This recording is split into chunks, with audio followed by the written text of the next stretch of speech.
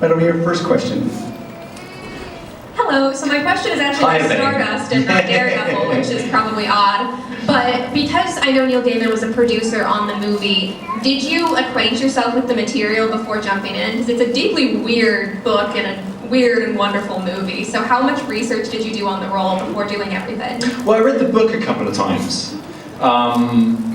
And then, you know, I remember like watching a bunch of stuff that I felt was genre appropriate, like Princess Bride and The Neverending Story and just that kind of stuff, which is like so fun.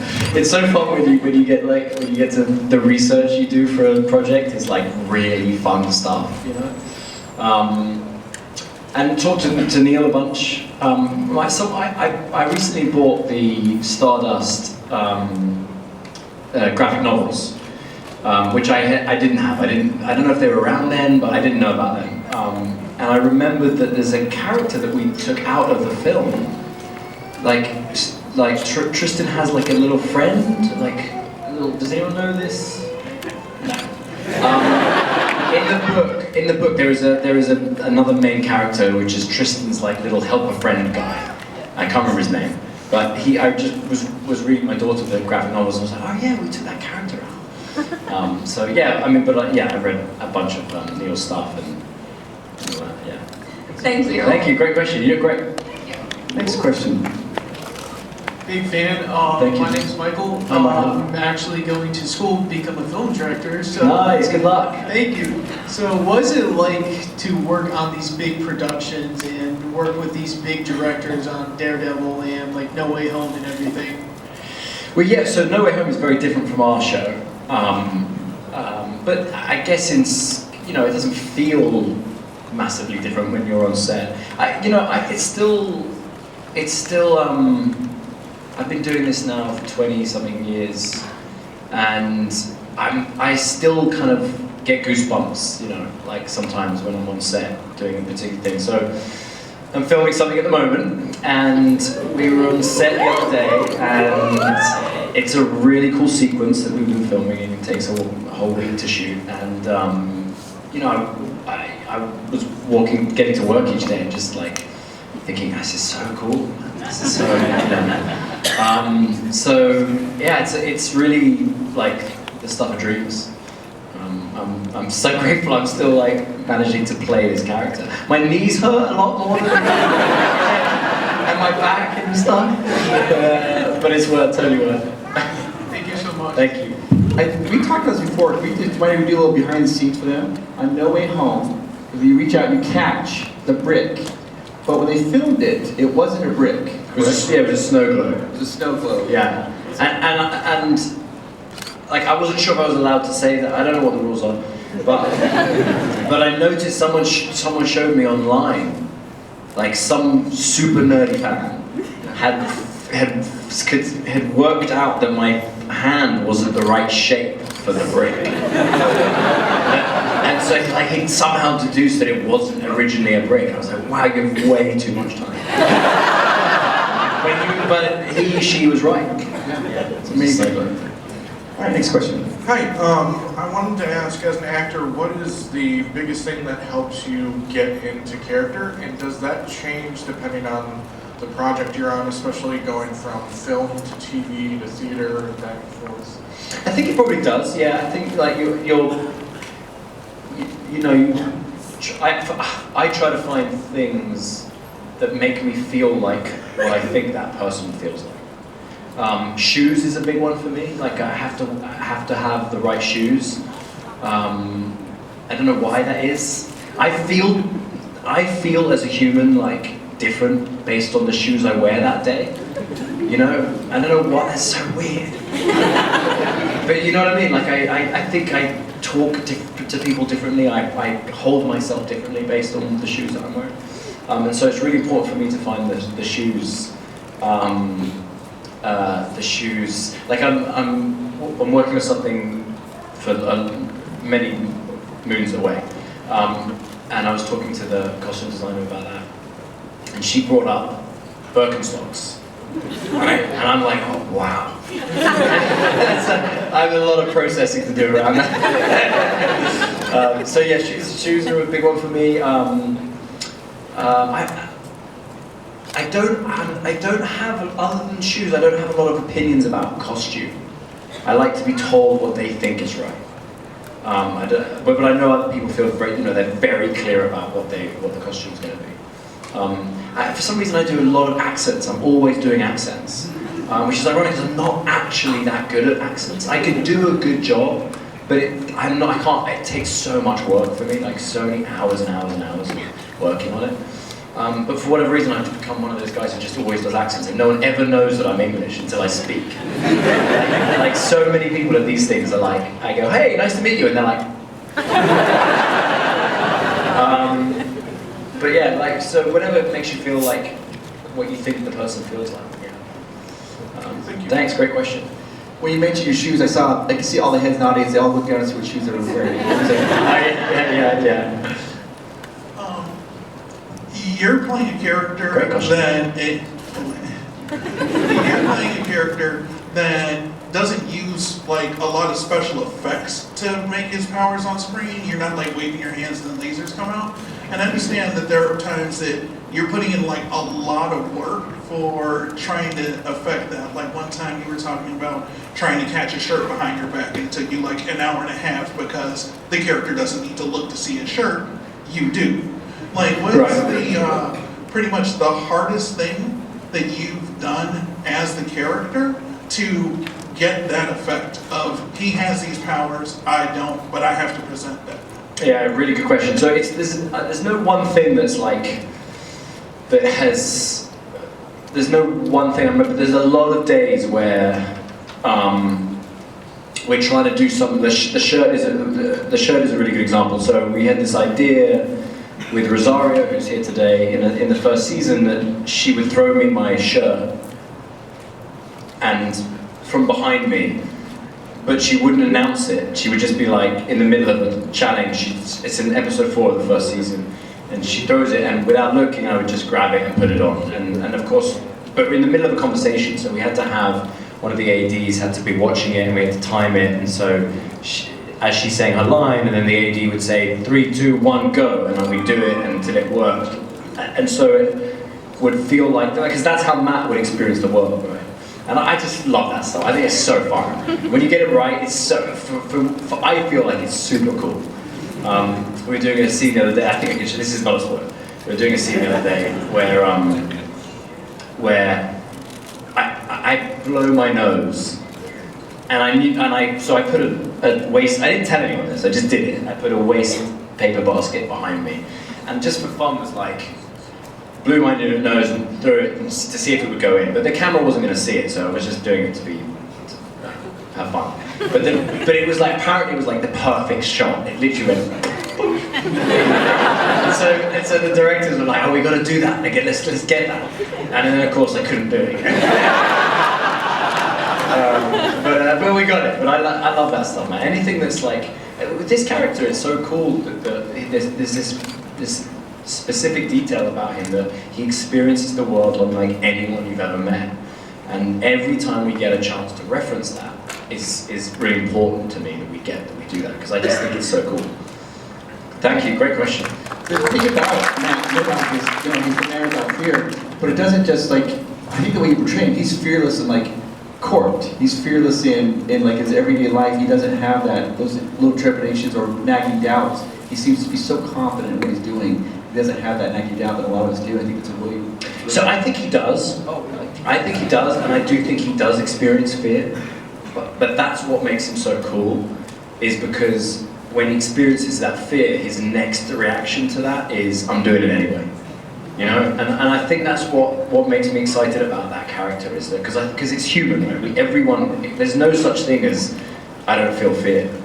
But there's a difference between I feel fear and therefore I don't want to do it, I don't want to involve myself. And I feel fear, but I'm going to punch through it anyway. And that's what I think makes him the man without fear, because he overcomes it. It's amazing. Hi, you've tended to play a lot of characters that have a lot of emotions. And usually not the best anger management techniques. I was wondering, what are your favorite ways to blow off steam or just process? I'm a big fan of cold water. I do a lot of ice baths. I don't know if I'm wondering if that's related, but I kind of feel like it must be. I find that to be like I sit in ice cold water for a long time, and I find that to be really. It slows your whole experience down. Probably not in a healthy way. But do you know what I mean? And I find that very kind of, I get a lot of clarity, I think, doing that. So that's one thing I do. Yeah, good question. And your shirt, is what's your shirt that you have there? Yes, that's a Murdock. Yeah. Does anyone else do get to that? Or am I the only one in this room? Yeah, there's one, right?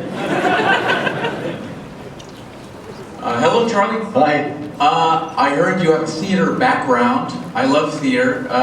What's the greatest challenges you've experienced from going, because theater and film is a totally different acting style. I couldn't do film, I can do some theater. What's the greatest challenges or fun new things that you learned from going from one to the other? Of course, I could be wrong about your background in theater, but... No, I've done some theater, yeah. So, I can't, if something's funny, that's not supposed to be funny, I have zero ability to get on with it. Yep. I can't, and so, when I'm doing theatre work, sometimes my biggest fear is that something's funny is going to happen, because I can't not laugh. Tom Hiddleston is a great friend of mine, and obviously I was expecting him to cheer there. We did a play together, and we're great friends. And there was one scene in particular that was quite a funny scene in and of itself, but there was a lot of eating involved in this scene. And we did this play in London and in New York. And often he was eating. From the way the play was written, I order a starter, I order an appetizer of melon, and he has melon with ham, prosciutto and melon, right? And so he has to eat twice as much as me. And this never got old to me. Because he was trying to eat and talk at the same time. And there were just days where he was trying to get it all in, or he'd almost choke on it. And I just couldn't, and I'm supposed to be in the scene, I'm not supposed to be laughing, for sure. There was one day where he picked up a bit of melon, and then he waved his fork, and the melon went up and landed in his wine glass. I couldn't speak, literally couldn't speak for a minute. And tears coming down. So that's a challenge. And we have that I get that on set all the time, but it doesn't matter because you can just go again. But we did have a scene once with Deborah and Eldon had to say, talking about someone, his line was, he's not the freshest fish. And Eldon, for whatever reason, could not get that right. He couldn't say freshest fish, because he kept saying fish is frished. And it got really bad, because it was half an hour. Great question, thank you. Thank you. Next question. Hi. I was wondering, in the Daredevil show, especially in the mid-seasons, you're in normal attire a lot, and the glasses with the eye thing where you just look down. I was wondering what steps did you have to take with choreographers and anything else to be able to still get that right while also navigating the sets and choreography with fighting scenes and stuff like that. Do you mean, are you saying how, when I'm playing the character, what I do with my eyes? Yeah, with how do you make it look like you're looking off and not looking at anything, because that's how you play blind man, and also navigating the sets with people walking around and stuff. Well, Well, so when you say navigating the sets, you mean just like walking around and stuff? Yeah. Yeah, I mean, that part is relatively easy because you can see a lot when you're not looking directly at it, you know. Like tricky scenes are like cooking. Like if I'm cooking, I remember when I used to cook in Matt's apartment or make coffee and stuff. That can be quite difficult because you have to like pick up lots of things and find small objects whilst talking, but you can't obviously look at them. So what I tend to do is like after we rehearse the scene, I get really specific about exactly how I'm going to do it and exactly where every item is going to be, and then it's just about practicing it as much as possible. And you know, usually you can get enough options where you've managed to pick up the thing and do what you need to do without actually having to look at it. It's just practice, really. Yeah. Good question. Thank you. Next question. Hi, my name is Quinn, and I was wondering if there's any characters in the MCU that you were excited to work with. So I've stopped answering this question. because every time I say it, it then becomes like a news story. And then I worry that the grown-ups at Marvel will be like, well, we're not doing that then. You know what I mean? Do you know what I mean? So, to be honest, I wasn't when I started this job because I didn't grow up reading comics, but I've become a fan. And so I get kind of excited about any kind of crossover gets me excited. And so the ones in your head, I feel the same way.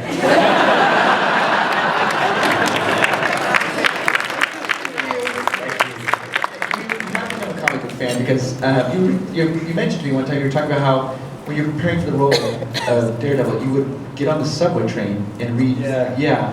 You want to tell us a little bit how you were started preparing for the role of Daredevil when you first got that?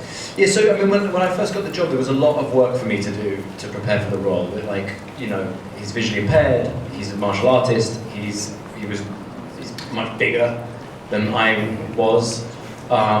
It's an American accent, he's a lawyer, I mean, so many things that I had no idea about anything. And then, you know, and so I found an apartment in Fort Greene, but then they hooked me up with a trainer at a gym in Manhattan, which is like a 40-minute subway ride. So what I would do is I'd use those subway rides to read comics. So I'd get on the subway and I'd read, you know, 2 comics to get there and then 2 comics to get back. And get 4 comics a day. And just get through as many as I could. So, which was fine until we got to the second season, because by the time I got to the second season, everyone knew who I was. And so, now now on the subway trying to read comic books, and I couldn't do it. So. Next question. Hi. Hello. So what kind of characteristics do you feel that you and Matt Murdock have like similar with each other? Oh, that's a good question. Yeah. I mean, going back to that earlier question someone had is, about preparation. I think it's really good to identify what do you get for free as the actor. Like, how are you guys similar? Because you can use that, but then also ask the question like, how are we not similar? And make sure that you hit both. How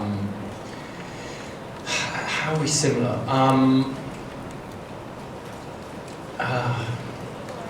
Yeah. That's a really. Did you guys hear that? We look exactly the same. That's really funny.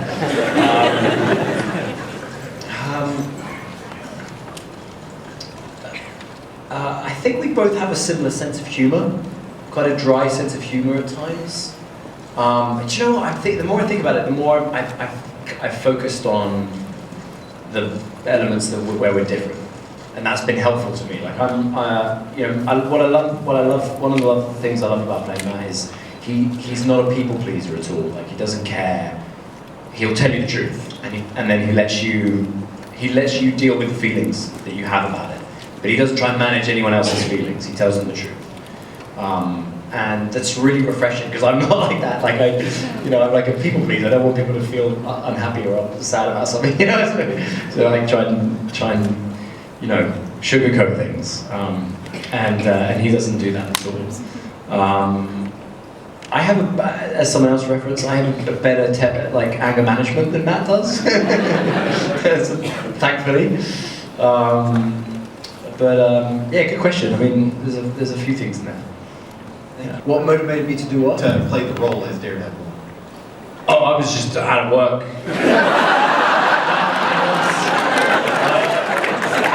I don't mean to sound trite.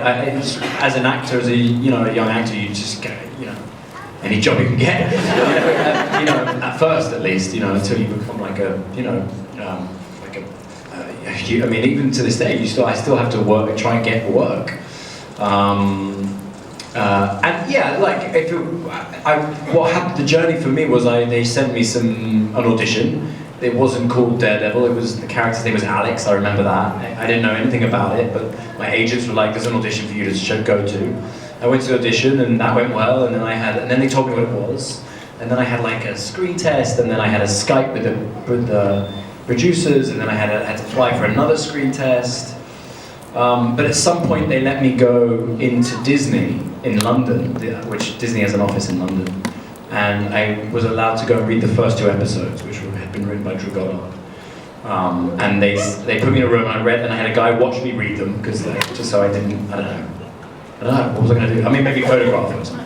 But and then that's when I got nervous, because I read the first 2 episodes. I was like, oh damn, this is really good. And there was a point where they were like not sure if they wanted me to audition for Matt or Foggy. Yeah. And I remember thinking I really want to be in this, but I really want to be Daredevil. So I kind of said I just want to read for Matt, and if I don't get it, then there'll be something. So yeah. Thank you. Thank you. Good question. All right. What's up, Spidey? Hi. Ironically enough, my name is also Matt. So, compared to everyone else's questions, mine might be a little silly. But if you were to have any superpower at all, what do you feel like you could get the most use out of? That's a good question, because it's not normally phrased that way, right? It's normally what do you want? What can you get the most use out of? Because I want to fly. I don't know if that's where you get the most use out of it. I guess the power of healing, right? The power of healing. That would be cool. That'd be cool. I still want to fly, but I think that's the right thing to do. Thank you very much. Thank you. Next question. Hi, I'm Noah. I know. I was just Okay, so Noah is wearing one of my costumes from season 2, right? Season 3. Yeah. Yeah. So earlier on, he has the official. Yeah, and I want it back. That's the point.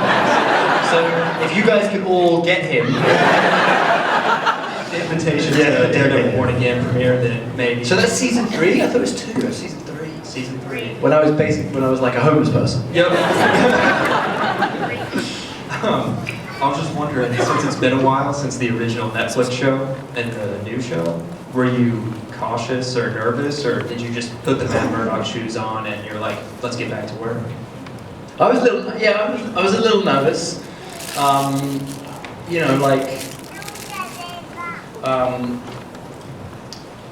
So I hope this isn't too inside baseball, but I sometimes find when you play, not me, but when you play a character for a long time. This is the first time I've played a character for a long time, but with TV shows that I love, if they're long-running TV shows, what I think sometimes happens is the first seasons are way better than the later seasons, and often I think it's partly because the actors develop this character. But then over time, as they're doing it so much, it stops feeling like a character. So then they start acting the character. And it begins to become a bit cartoony, right? I love Friends, but for me the first 4 seasons are the characters are just way more interesting to me than later on. So that was one thing I was thinking about. Is like I don't want to be, because Matt feels probably so familiar to me now. I don't want to be trying to add to it so that it feels like I'm doing Matt. Does that make sense? Is that a bit weird? So I was a bit nervous about that, like trying to remember like how it was pitched initially.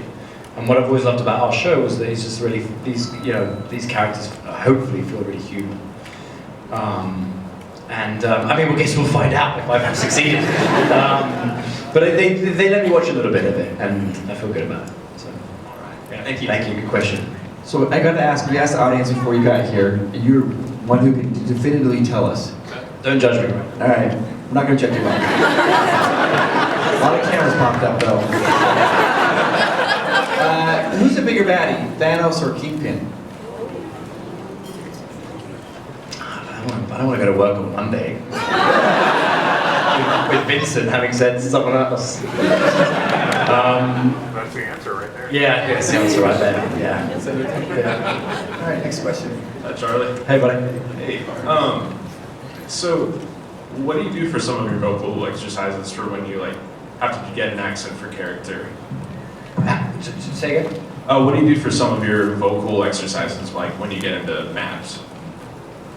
Well, no, I don't. I mean, I do a lot of work, like before. Mm-hmm. So, I work with a voice coach, and then I have someone also record some of my lines, and just listen to that a bunch. But on the day, not really much. I mean, I just kind of, by then my feeling with acting is that all the work should be done, on the day you shouldn't be thinking about any of the other work. Okay. You should just be there. And then you can be free and you can just listen to what the characters are saying and just react. And then if my accent slips, that's fine, I can fix it later. You can fix that stuff in ADR or be good on another take or something like that. But yeah, I don't really do any voice warm-ups or anything like that. And drama school kind of ruined that for me. I mean, when I'm doing theatre, I do that, because you have to obviously be heard at the back of the auditorium. So, yeah, the voice stuff. I mean, no, it's more my body. It's like stretching. That's the stuff I try and do every day. Stretch. Yeah. Thank you. Next question. Hello. My question is, when you're not in character, so like when you're with like Tom Holland from Spider-Man, or you're with like Tom Hiddleston from theater, do you guys have banter that like we as Americans just wouldn't understand or find hilarious? Yeah, I mean, we have British humor. We're both, all three of us, the people you just mentioned, are British. Right. So yeah, I'm sure we have. Our sense of humor is slightly different. It's very dry and sarcastic and stuff. I'm sure. It's also like the small language barriers, that that often people don't. If you hear, like two of us are chatting and someone overhears that conversation, often that can, it just sounds like it can feel like a different language because you're just, talking in the vocabulary that you grew up with. I was saying to my wife the other day, I said, put your. I'm trying to remember which way around it is now. I think I said put your boots. Yeah, wellies is English, right? Yeah. Or you say wellies, or you say, what do you guys say? Boots. So I said put your wellies in the boot. And she was like, and I had to translate. I was like, put your boots in the trunk. Thank you. Next question. Hello. Hi. Kind of a cop-out question. What's a question you've always wanted to be asked? And if you want to answer it, feel free to. I'm not going to do it.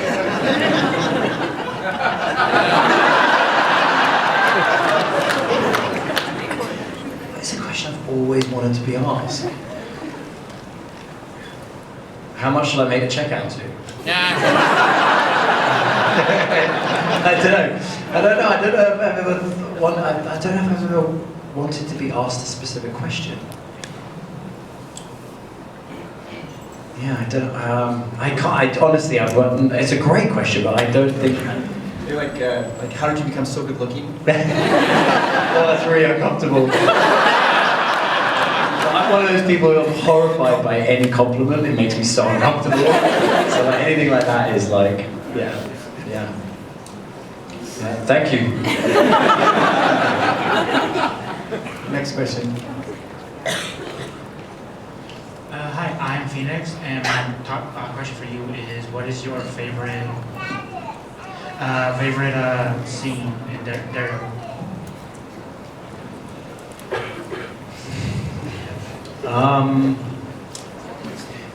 So there's no one favorite. There's a lot of really, really good memories.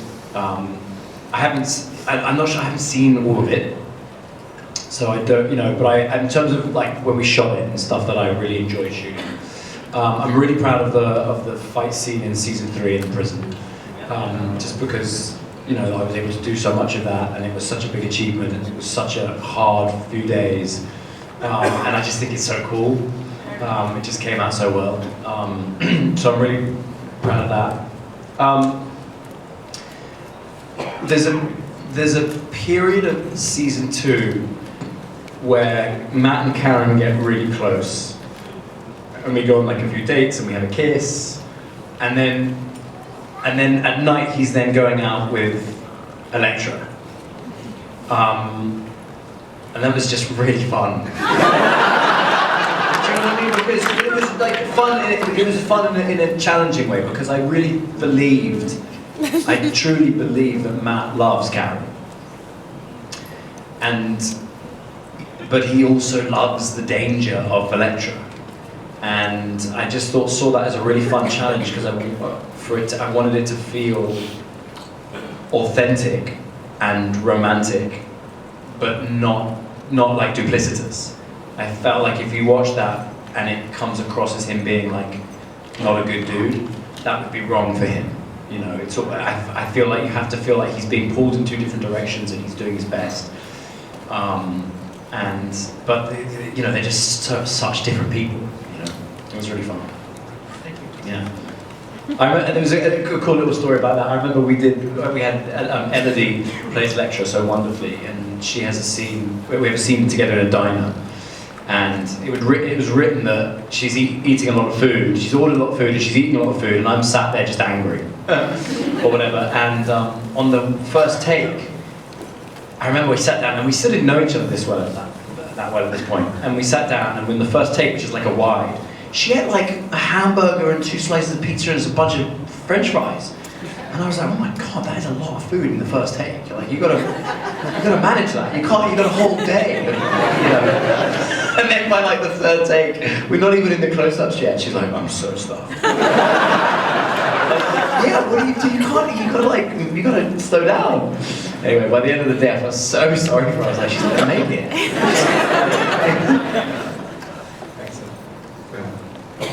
What was going through your head when you got the call to come in for a She-Hulk? Yeah, it was the show had been over for a few years, a couple of years at least. In my mind it was over and done.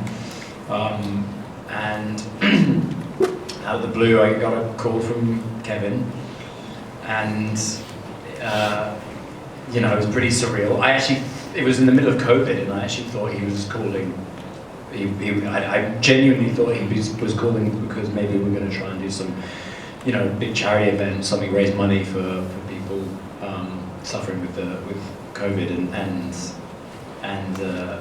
when he said like, we're thinking of, are you interested in coming back and doing some more stuff? I was like, just speechless. It was wild, man. It was wild. And then he told me about one scene in Spider-Man, a couple of episodes of She-Hulk. And then he said, and we'll see what happens after that. So I don't think he had any plans for us to be doing another show at that point. And then I didn't hear anything for like 2.5 months, and I was like, oh, did I dream this? Is this real? Because I couldn't tell anyone, So yeah, it was pretty cool. It was pretty wild. And so to be sat here and we've almost finished filming this season. It's pretty exciting. When he asked you, were you trying to play it super cool, like, what do you think about that? Or were you just like, Yeah, no, yeah, I was like, I'm in. Yeah, I mean, whatever it is, I'm in. Yeah. Next question.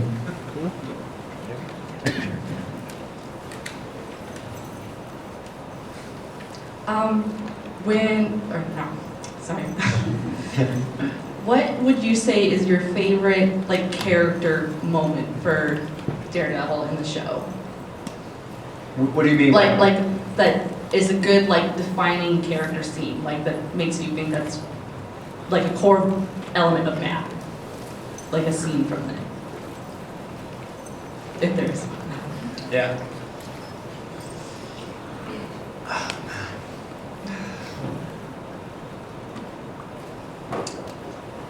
I guess there's a few. I'm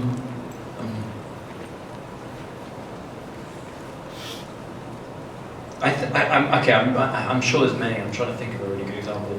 You can go to the list. The one that's popping into my head right now is I really like there's a few of them, but like I really like scenes where Matt is both terrified and exhilarated by the danger, and those two things can coexist. And the scene that's popping into my head is the first scene that I have with Elektra. Okay. I don't know why, when she shows up in my apartment, and I think it's like the beginning of episode 5 of season 2. Great, thank you.